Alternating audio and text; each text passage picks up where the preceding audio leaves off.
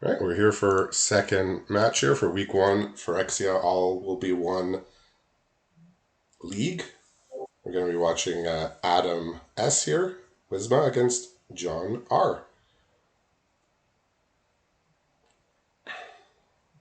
So Mitch is going to be looking at John R's hand. I'm going to be looking at what Adam's got going on here. Looks to have a white-black deck here. What's John looking at?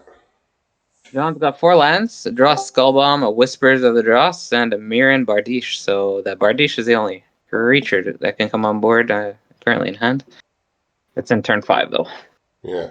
So Adam had a bunch of white lands and black cards, which is a mulligan. He's kept, slightly better and more castables to be sure. All right, we saw this a couple times in our first match of the day, where Whispers of the Dross can take out an early creature. We'll see if it happens. Well, looks like it will happen because there's a crawling chorus. Again, this is a card when you see it played in draft. You sort of need to take attention because those white toxic decks can be so fast and so synergistic. In this league setting, I imagine players are going to be a little less afraid of it. I would think just because you're unlikely to have a deck with able to poison the opponent really really quickly. Still a good card if you're running a 2-color deck. It's a perfectly fine 1-drop. But perhaps not as fear inducing as in a game of draft here. Off the top was Ossification, which kind of hard remove 1-drop like this right off the bat. So he's going to go for removal of half a card kind of here. Right, well, he can save it with this complete devotion. So yeah, he's gonna save it. He's gonna draw a card, and he's gonna still get in for a damage here. It works. What a card! Yeah, complete devotion. Just one of these cards are just pushing these aggro decks along with the Blazing Crescendo, the red card, where it also replaces itself. No, they don't always go in the same deck, but they're both equally useful. So John's gonna have to dig here.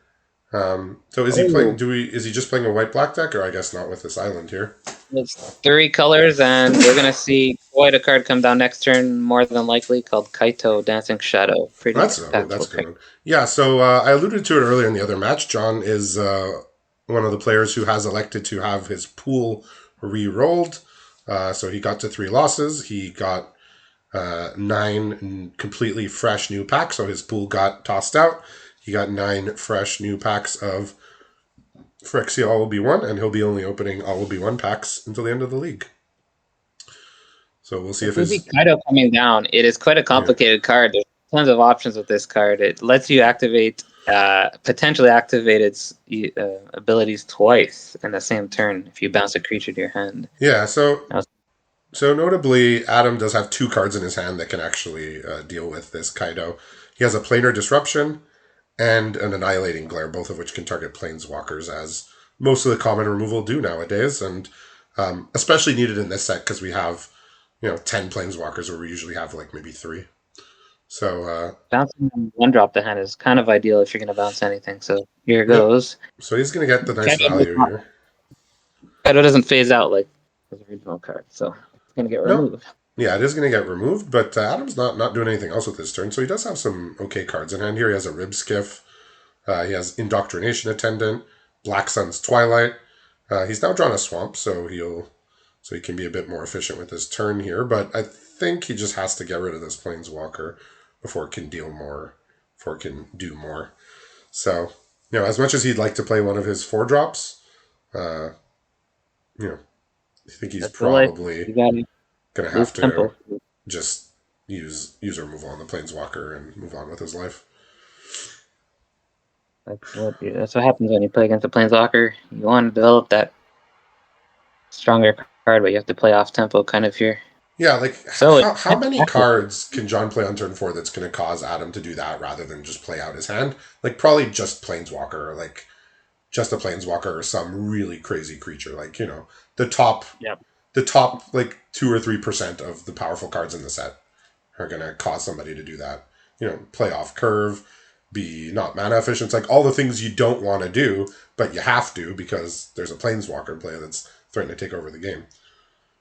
Just another reason why Planeswalkers are so good. Not missing a mana here, along with the 1-drop, the Leonin Lightbringer, which is a 3-drop, just perfectly curving out here. Bardiche can come down next turn if nothing else more relevant is dropped. And what's the other card in hand after that? It is Notification for the first threat. Oh, okay, so Adam's gonna have a tough go of it here. I mean, his life total is not being badly threatened yet, but this indoctrination attendant is going to come down, and likely that might get hit by the removal spell. Oh, So interestingly enough, the Kaito will still trigger. So he won't be able to. Yeah. He won't be able to obviously activate the Kaito, but if he gets Adam down to in an example 2 life, he can then just bounce that creature and bounce the 2/2 and deal 2 damage. So there is possible applications of bouncing your creature, to reset an ETB or something. Yeah.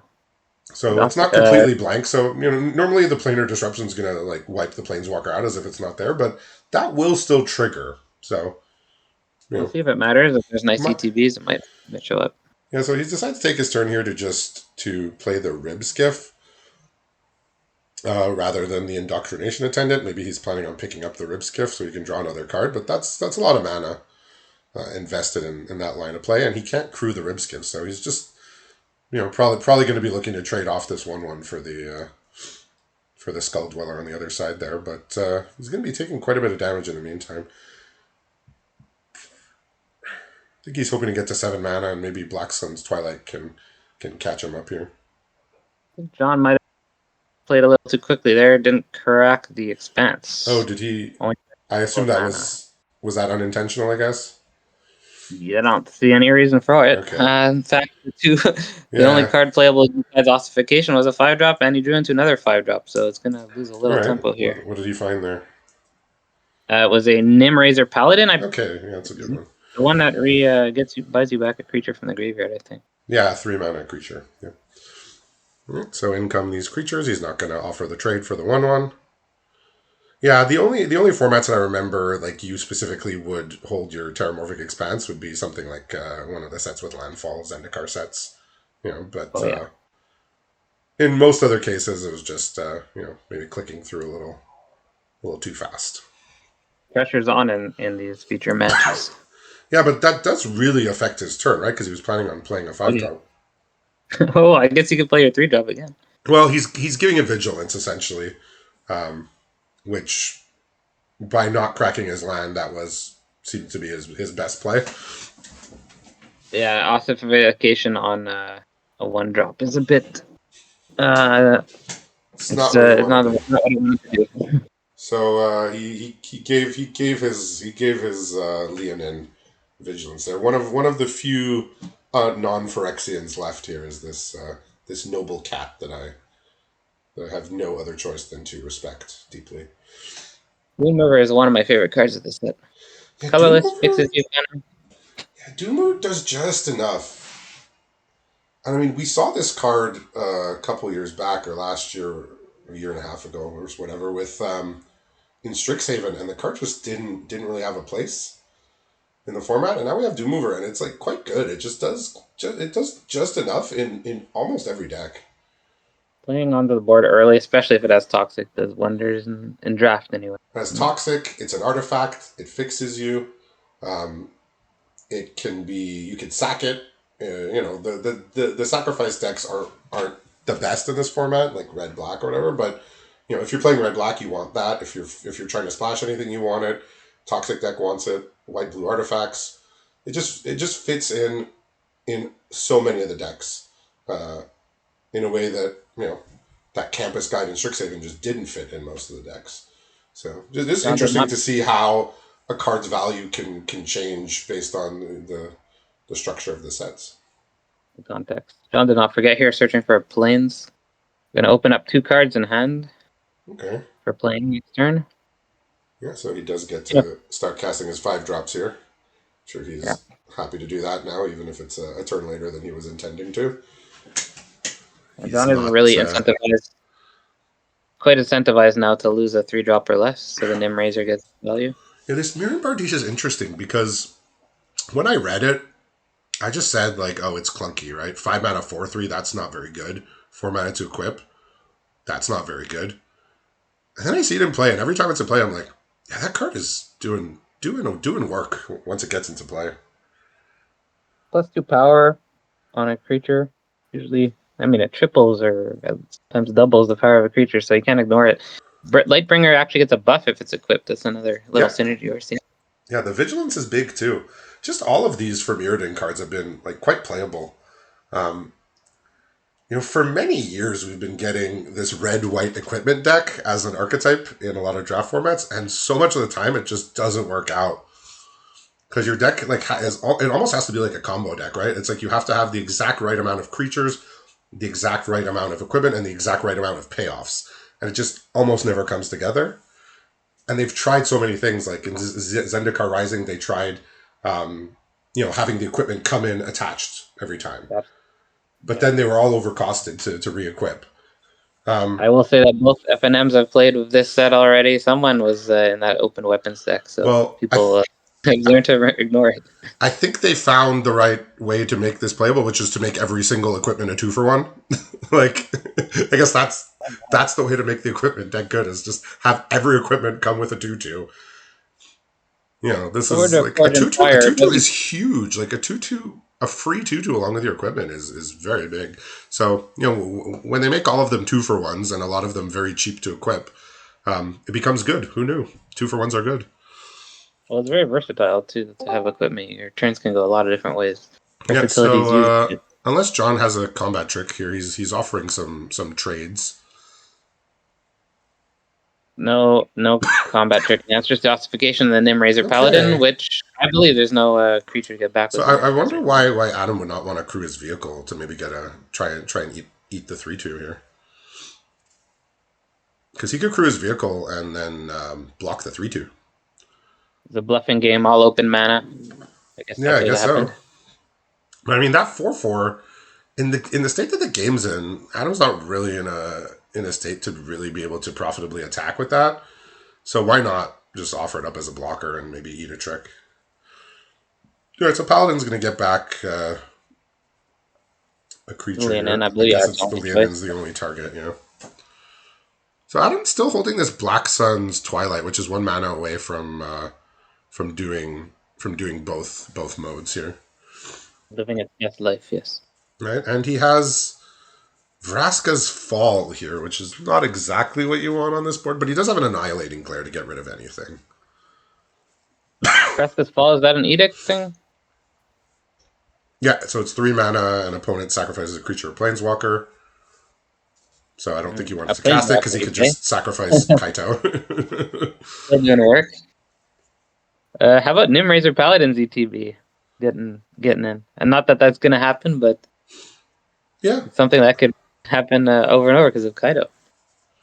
yeah, no, like I said, I mean, might not really come up, but I don't think putting so. a planar disruption on the Kaido has it has neglected about 95% of what the card does, but there still is that other ability. Looks What's like in the hand he's now? The looks like Black he's Suns? thinking It's about just annihilating Glare this Paladin, I see. or as I like to Black say, Suns just cause the just look at them funny and they'll die. Black Suns cause a lot of variable turns to take a lot of thinking, just like in Game One. I mean, we might see that again, Game One tonight, just like it might here. Johnny had in his deck earlier today. Yeah, but I mean, Adam's pretty incentivized to do it for the full value if he can. Yeah, for sure. Because he's just going to get rid of this 4/4 here that got value. So, a 2-for-1. Oh, nice draw here. It's an infested flesh cutter, so it's an equipment. It doesn't have for Mirrodin. It's not part of the for I think Mirrodin it's flavor. I think it's quite the opposite of for Mirrodin. I think that and sort of flesh and forge and whatever it is the only two without for Mirrodin. I could be wrong with there's that. it's the uncommon, the injector as well. Oh yeah, It gives the something injector. toxic, yeah. Yeah. So the equipment we're talking about can spit out mites on Very attack good to step. cat. This cat's going to be quite big here, 6'4", yeah. the big cat. And with the ward, it can't really be targeted with Black Sun's Twilight efficiently, but it will still trade with this vehicle, which Adam is kind of like he's kind of just like almost forgot that he's had it in play. Like it could have blocked. He's dropped Filigree Silex here. Not sure if he can do anything profitable with it. Yeah, it's Looks interesting. like Gauntlet attack the rebel though. I don't think a block is coming out. well he had the 4/4 he could trade, I guess. Yeah, so here's Filigree Silex again. Very, it's a card that does a lot, but it doesn't do anything really efficiently. But It's out in the open. I will say from experience, if you're looking to kill a Thrun, um, that's That's one a of the good way few to do ways it. to do it. Well, the mama's here, Elish Norn, Ooh, okay. in hand, deciding whether to play it before attacks or not. Well, no reason to play it before, I don't think. This he doesn't have anything in his hand that has an ETB that goes with it, right?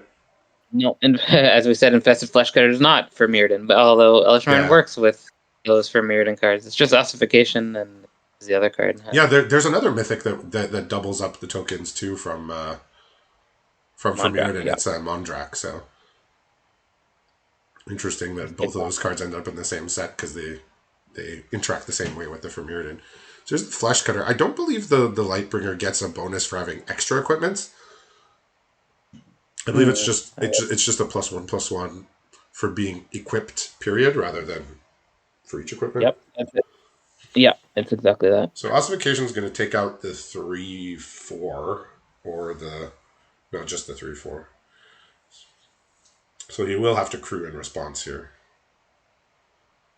I like maybe equipping the rebel and attacking Yeah, with of this. note, if Filigree Silex gets to 2, it will destroy the Ossification.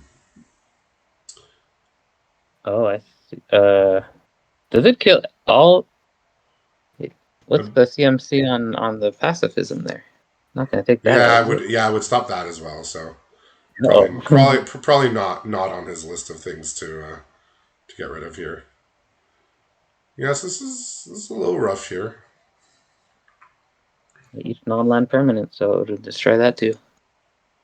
Yeah, so Just John can adding, yeah, pretty happily equip his 2/2 here with the Flesh Cutter, and he could just attack all like pretty happily, I think. at 15 life, you got a blocking Death Toucher holding back a Rib Skiff. Looks like a swing to me.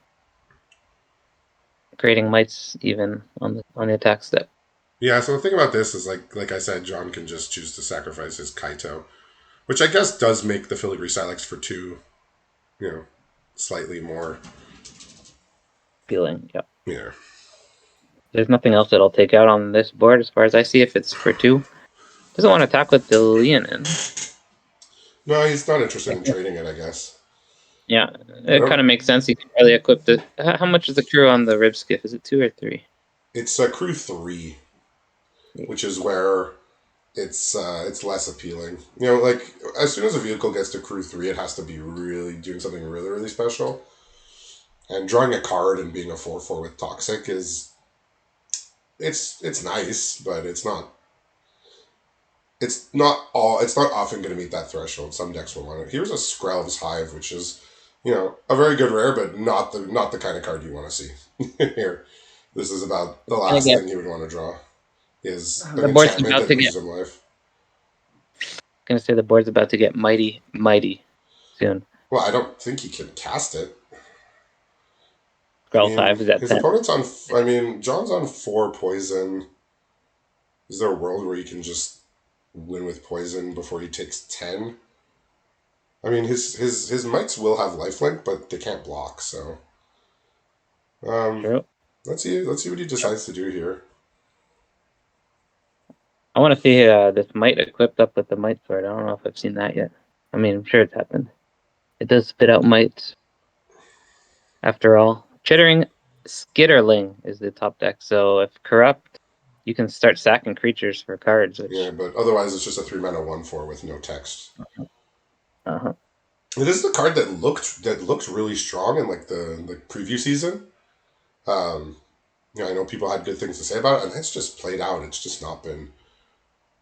It hasn't really met the expectations for how good it looks. I don't think. No. Cost 3 mana? Unplayable. Anything more than 2. No, it's a 3 mana 1/4, which does have value as a blocker, but the ability just comes up so infrequently, which is surprising because I mean, it's like all the words on it look like it should be strong. A swing out means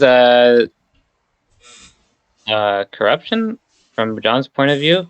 Yeah, Although the Silex can instantly kill the Death Toucher, I suppose. yeah. The Silex is on 1 right now, so it can kill the 1/1 Death Touch. So yeah, playing this does. So this might prompt the Black Sun's Twilight here finally. So he's not going to get his full value, but he is going to get the full value. Yeah, X equals 5. Okay, so he is going to get the.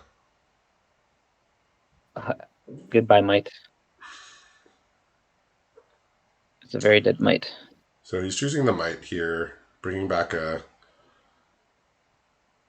Flensing Raptor, which gives his creature that can't block a pump. But How often? he's taking 6 here, going down to. Yeah, he's going down to 4, or he's going down to 3. But he will be able to untap. He is going to be able to activate the Silex right now. By the way, giving something flying at instant speed, you don't see that too often. And he has Skrelv's Hive, which can give his creatures lifelink, since everything is toxic. So it looks like he's drawn the Skitterling himself. Or, yeah, Chittering Skitterling. Interesting. And he can sack mites on once per turn, right? So even like twice before you untap. Yes. See what he chooses to do. So Silex can be used instant speed, I believe. Yeah. So he can get his Yeah. he can get his creature back, in the middle of combat here if he wants to. His indoctrination attendant, and I believe is the flesh cutter is 2 mana as well. It's 3 to equip. Oh, are you talking about the CMC of the Flesh Cutter? Yeah, I think Let's that see. will die to the Silex as well. So The value? It is a 2 mana card. Yeah, 3 to equip. yeah, so he has to play out his Skrelv's Hive here, and he does get to attack for 2 lifelink here, if he chooses to, which he probably will choose to. That's a 2-drop card too. Yeah, it'll getting rid of that. I don't know if that was his favorite thing to do, but Ooh. he does have to do the lifelink here. Ooh. So he's up to That's a 5. Vanish into Eternity is the top deck. So what does that mean? That means he can destroy anything, right? Yeah. Is that lethal? Am I just... If he gets rid of the skittering, it's not lethal because Adam can still get back his indoctrination attendant, which is under the ossification. True. Getting tricky. Right, so he's equipping here to the kitty cat. The kitty cat is horrified to pick up this Phyrexian sword. Mites are falling out of or something? Yeah, I don't think he's that cat's too happy about it. Not corrupted yet, which means the Chittering can't sack all these mites that pop out. But looks like Adam's against the wall here with what he's able to do. Yeah, so it's unfortunate that his hive is going to be going away immediately, but I guess he just played it as like a give your 1 and a white, give target creature lifelink until end of turn. Gain 2 life. 1 and a white, gain 2 life, which in this case, he didn't have too much of a choice of what else to do. But he is equipped with multiple blockers here, but and now having used the equipment, John cannot remove a creature with the Vanish to Eternity because it costs 6 to remove a creature. The equip So cost. yeah. So his conclusion is that he can't attack this turn, and now Adam gets to start sacrificing his mites here. Why is it they couldn't attack? Oh, because of the it's gonna die to double block. Yeah. Yeah, because he doesn't have Vanish into Eternity up. for a creature. He's got complete devotion as a draw here. Um, I imagine he can just attack and just use it to draw a card and deal 2 extra. I don't think there's a better use for it here. The corrupt. I mean, the fact that that John's on 2 poison counters is changing a lot. He can't just draw an extra card every turn. Okay, so he's not using the complete devotion here just to get a card. He's gonna hold it, hope to use it on the indoctrination attendant, I suppose. Planar disruption, a nice pickup. Okay, so John's got 2 removals now. Mm-hmm. Can't cast them both in the same turn unless he has another land, but yeah, we're getting a good, nice, close game 1 here. Here's this Elish Norn that's been hiding out for a while now, so much so that it was so long ago I'd forgotten that you had mentioned that he had it. So here's Elish Norn. Doesn't change anything that's in play. It changes. It affects things that come in after. Guess we're gonna see a sack in response to draw a card. No, he can sack after. He Oh is yeah, gonna he is gonna have to block with this rat here to not die. Oh, that's true. It's the only blocker. These little mites can't block.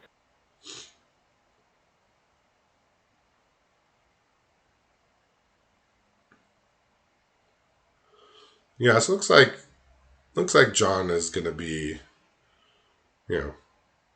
pretty ahead here unless Adam draws into something that really, really affects the board. Oh, yeah, heads up to attack there because it's straight up corrupted now that the Death Toucher's cracking in. It's a Yeah, little risky from his point of view because of all the toxic coming, and he's already at toxic he 6. could have even attacked with the 1/4 here. It's an extra damage, but might not be But needed. toxic 6 means yeah, Oh, it's so your the remove. so the rat can sack itself. Okay, a lot. Like sometimes these cards can, sometimes these cards can't. True, yeah. What are the But cards in hand for Adam now? he has 2 lands and he has complete devotion here, which he's just going to fire off to draw a card with nothing else to do. Yeah, he's got to look for. And he's got another land, and he's got another land. So 4 lands in hand, and looks like we're going to game 2 here. Unfortunate. Can't do anything with 4 cards. So I will note we've seen a lot. It's a small sample size, but Tim was playing a black-white deck. Adam's playing a black-white deck. John's playing a black-white deck, which is splashing blue for Kaito and maybe a couple other cards. So this looks to be a popular build so far. Again, like I said, small sample size, only a few feature matches here. And it's well agreed on that girl is one of the strongest colors in the draft. So that's interesting. As far as my podcast tell me. Huh. So it looks like I don't know if Adam was intending on sideboarding, but he submitted his deck as a 60 card constructed deck, so he only has 7 cards in his sideboard here. I see. So I he mean, might there's be no sending he sideboard. might be sending a message to. Yeah, we might have to Yeah, have he's telling the. him his sideboard has disappeared, but I can see here it says 60 out of 60 cards, which means that he submitted it as a constructed deck rather than limited.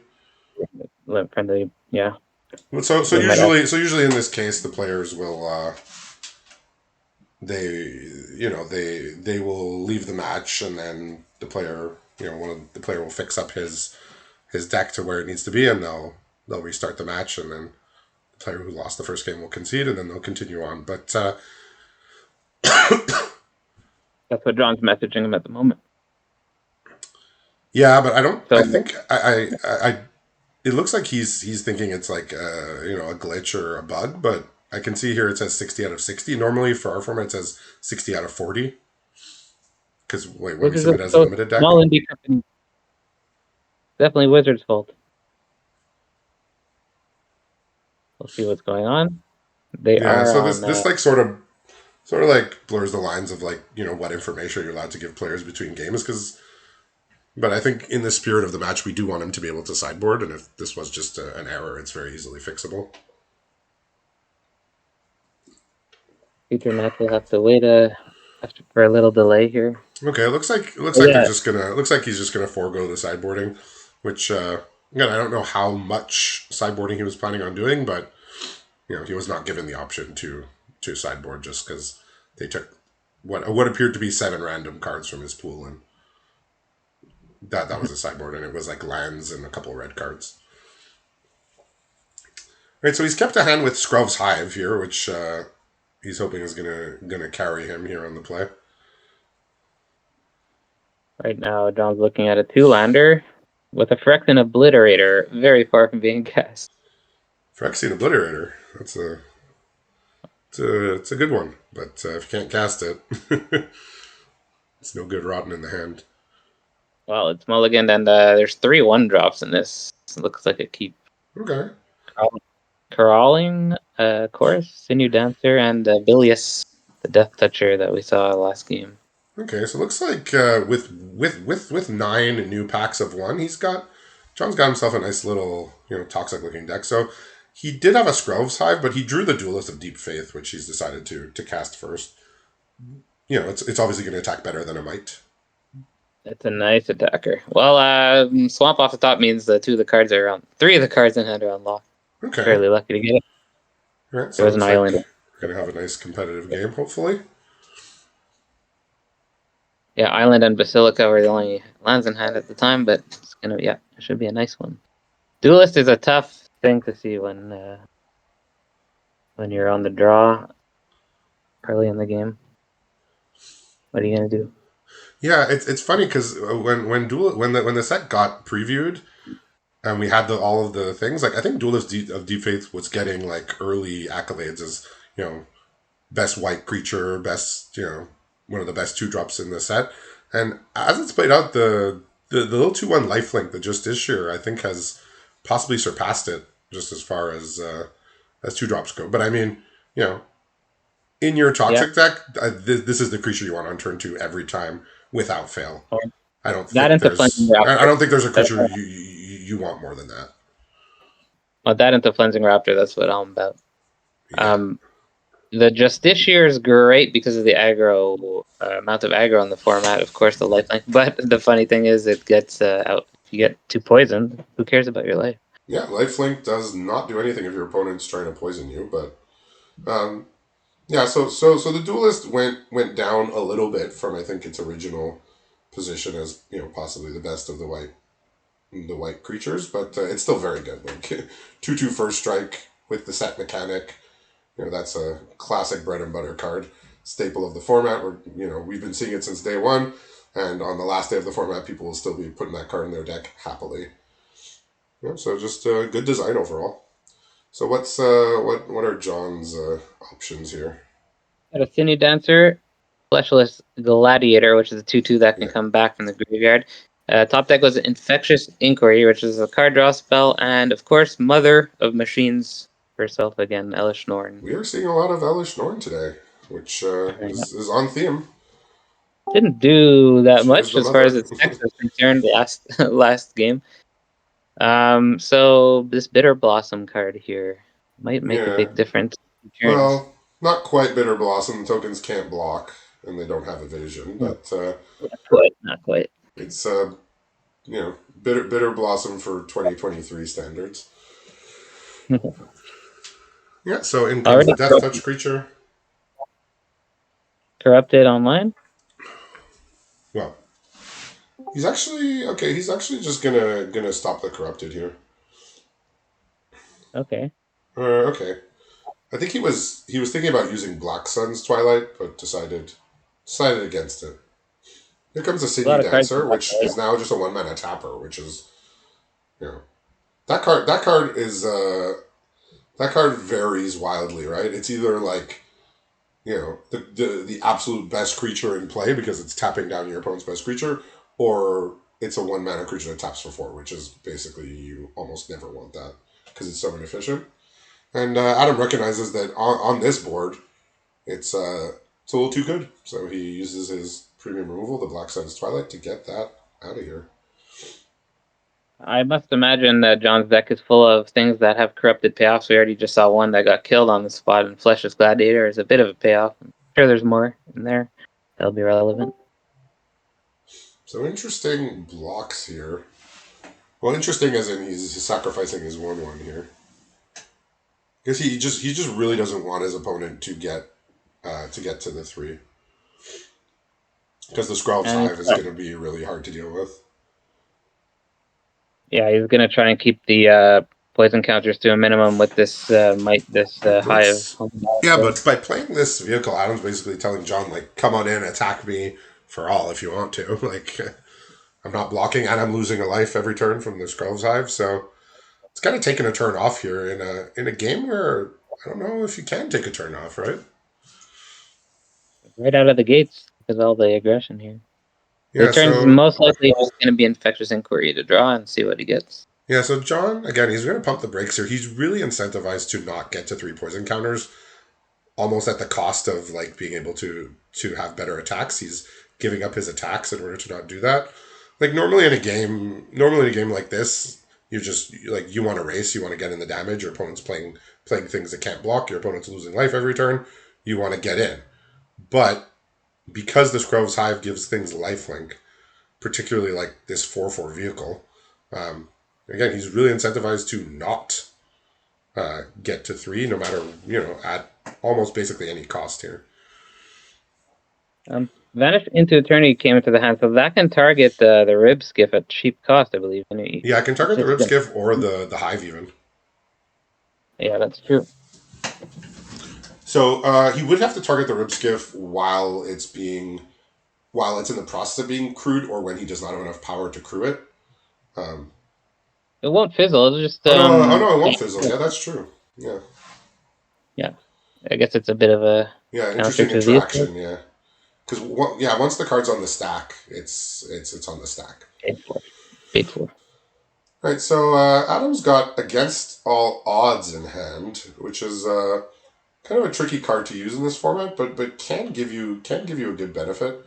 He has a Plains and a Zealot's Conviction, which is the +1/+1 trick.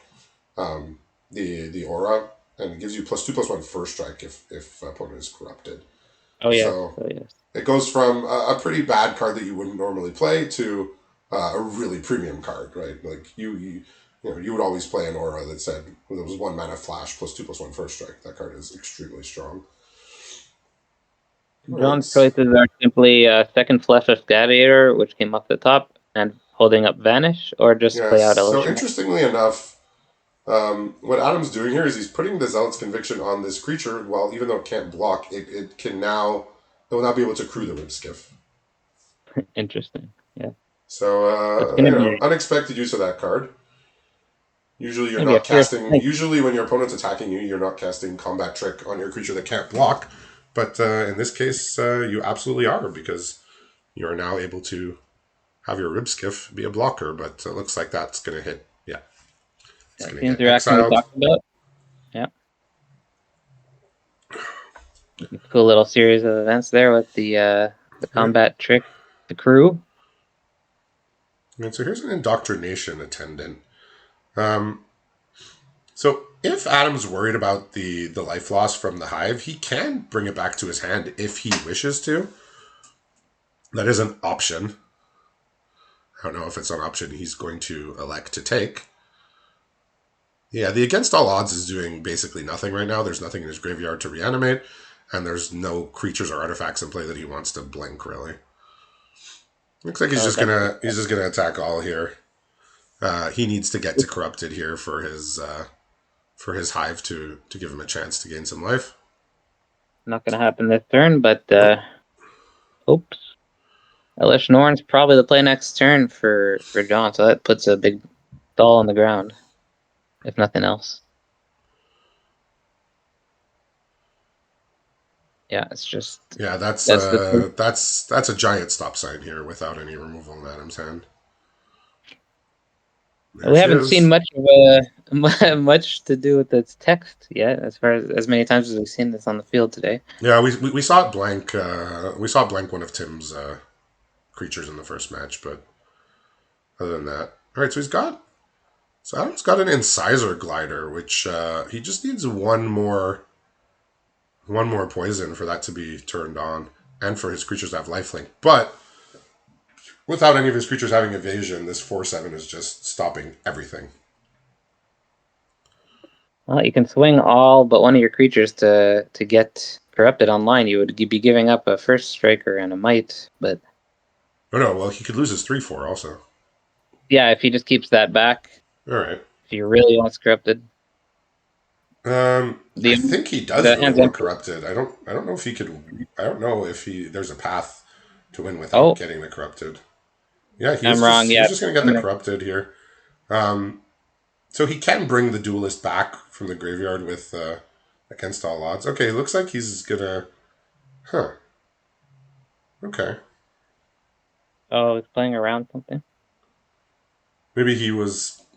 But whatever. I mean, I think the only thing that could really get him there was offer immortality, and that would still kill the Elishnor no matter what it blocked. So I don't know what blocking the 1/1 played around that blocking the 2/2 doesn't. But I he must still say, has his Elishnor really, here. So what's his draw here? it is a draw skull bomb. So he's looking in the graveyard to see what can come back to hand. If he so wishes. And looking at sacking the Fair Basilica to see what the top deck is. It's a nice Well, synergy on yeah. Adam's side If he wants a here. redraw, technically playing the draw skull bomb and sacking it to draw card costs him one less mana. But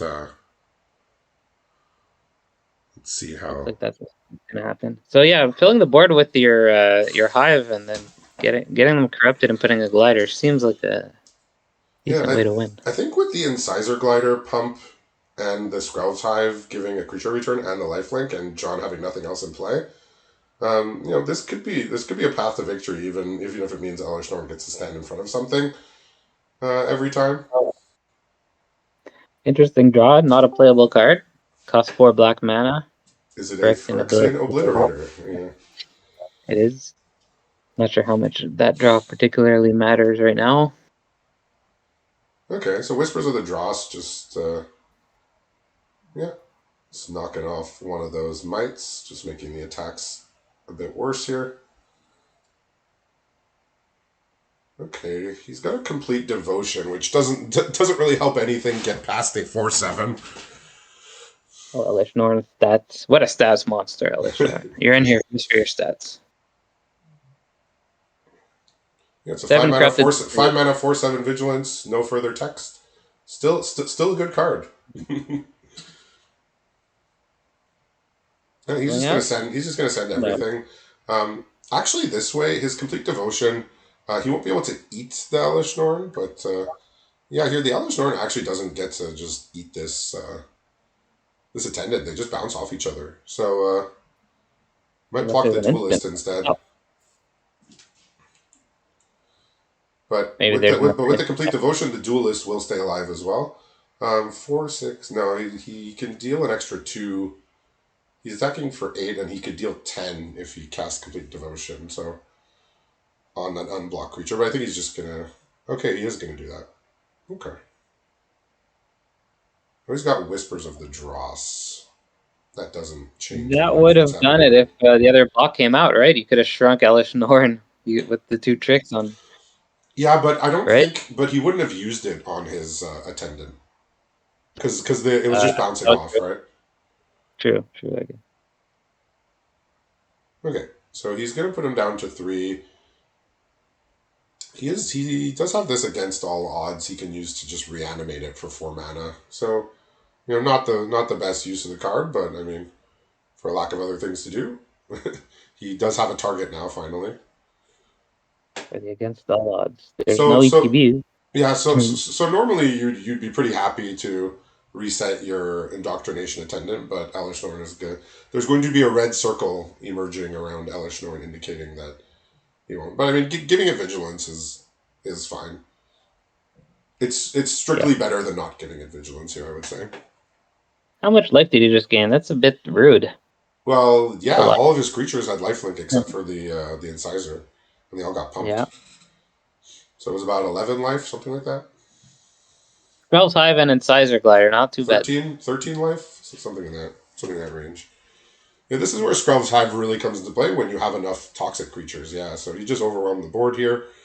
He has those gladiators in the graveyard, but they come into play tapped from the graveyard. So Yeah, and there's only Island and Phyrexian yeah, so we see the Obliterator. power of the Skruv's Hive.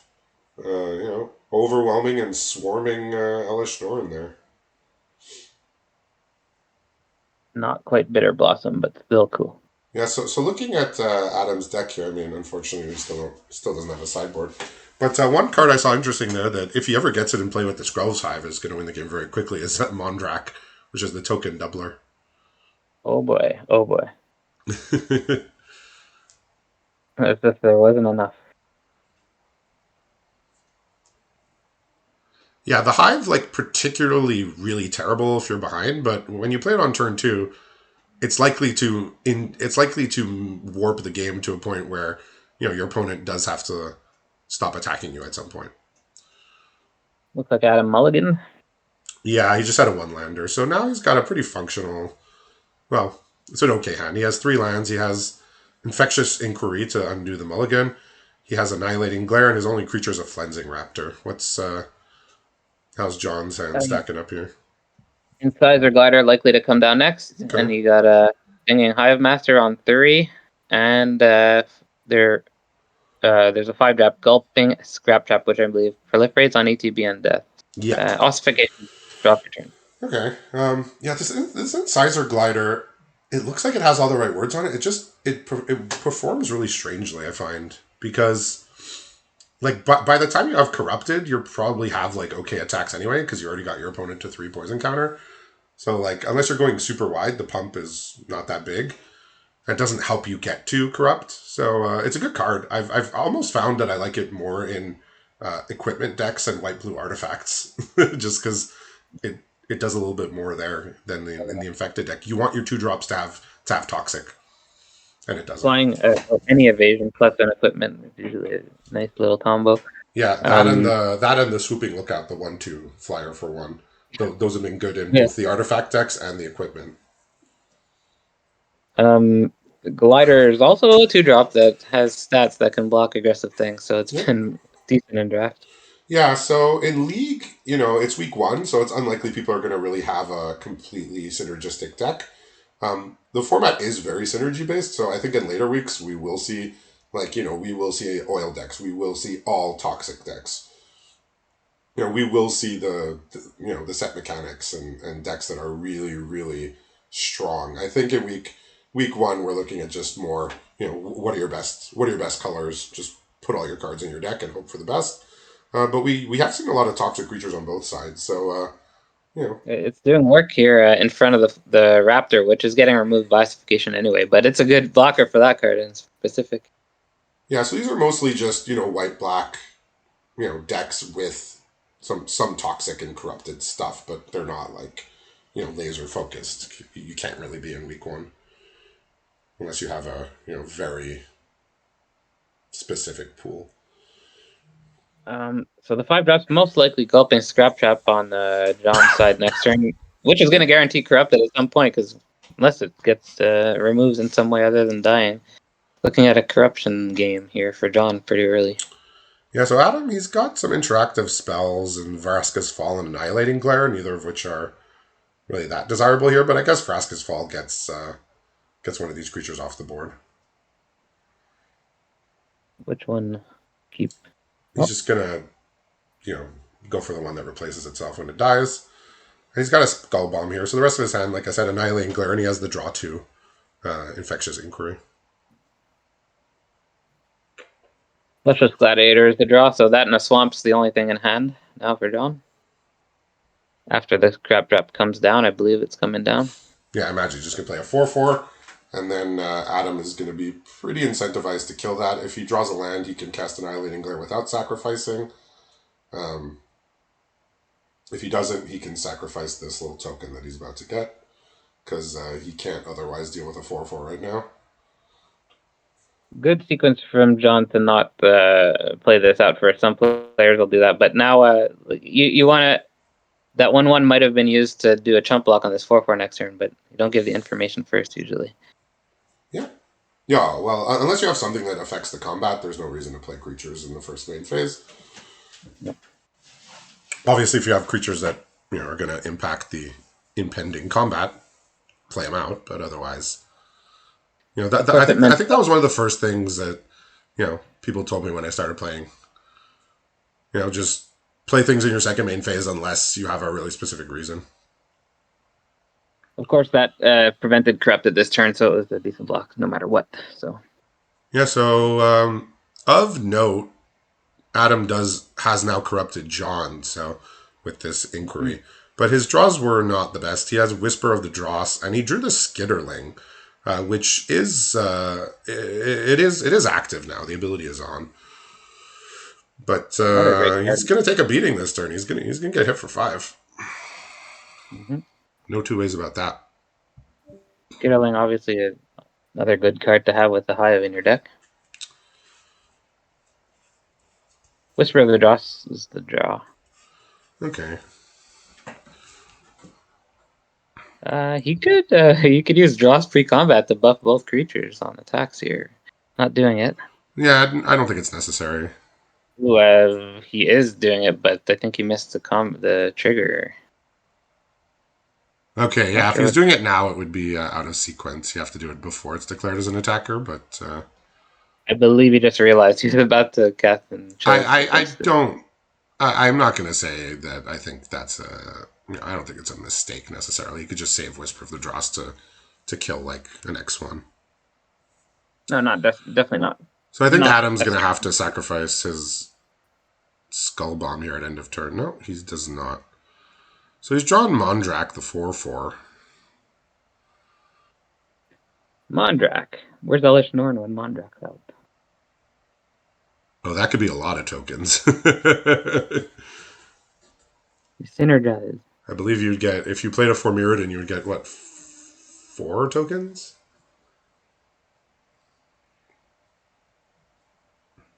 Far too many. You get a So lot. it looks like Mondrak's the play, the 4-mana 4/4 white card. I don't see what else he has here to do. It's just that. So now I think John's pretty incentivized to get that corrupted so he can attack his 4/4 past the Mondrak. He's thinking about just playing Skitterling here. I think he's behind enough that playing the 1/4 is not going to be helpful here. Yeah. Scaling comes down. I guess he keeps open Skull Bomb Sack for whatever that's worth. Huh. I'm surprised John didn't just -1/-1 the might here, just so that Adam could not draw a card from it. That is true. Look at taking a good look at the Whisper of the Dross at the moment. Yeah, the thing is now he can. Well, he can Whisper of the Dross. Yeah, he has. Yeah, if he. I think he realized he can't. He can no longer Whisper of the Dross the 1/1 because then it would cancel the Proliferate if he sacked it. That's good. I think I would have misplayed that. That's true. Yeah, so he And basically targeted Doctor the Skitterling. He said, "Well, look, you can sack the Skitterling if you want to cancel the Proliferate, but I'm attacking you for 7, so you probably can't. You probably don't want to do that." But yeah, he has a big attack here. It's going to be could be 10 damage here. So Drop return was Indoctrination Attendant. Only way okay, to misplay is to bounce your land that has ossification on it, probably. sure. Um, yeah, so in comes the attack. He'll just probably block the 3/3 and go to 1, which is not where he wants to be here.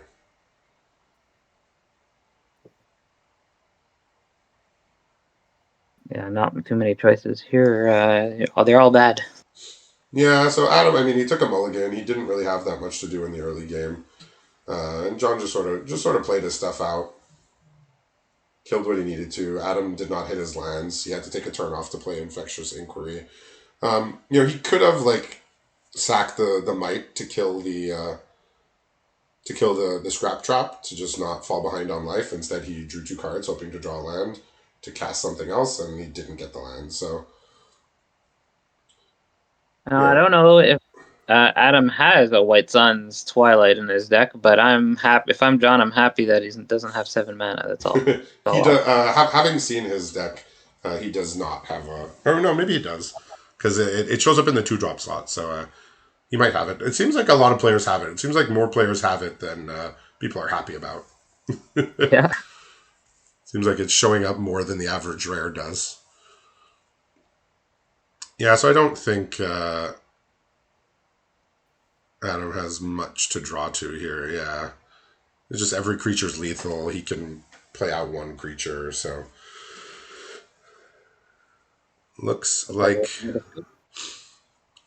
John's you know after a slow start to the league is going to end the week on a positive note here after having fallen to the Phyrexians and been completed. It's going to benefit him here.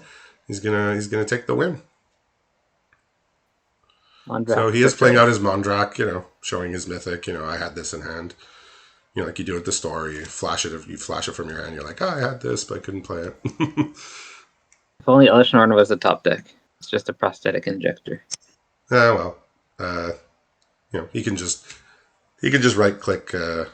Well, it used to be on Magic Online, right click attack all, but here you don't have to right click. Sizer glider. He's gonna give this glider an injector just cause.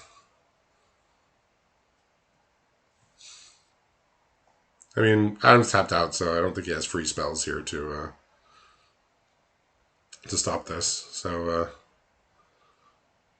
Settle the record not quite. for 0. Yeah. So we see John take this. So congratulations to him. Thanks everybody for watching. We'll be back a little bit with last match of the night.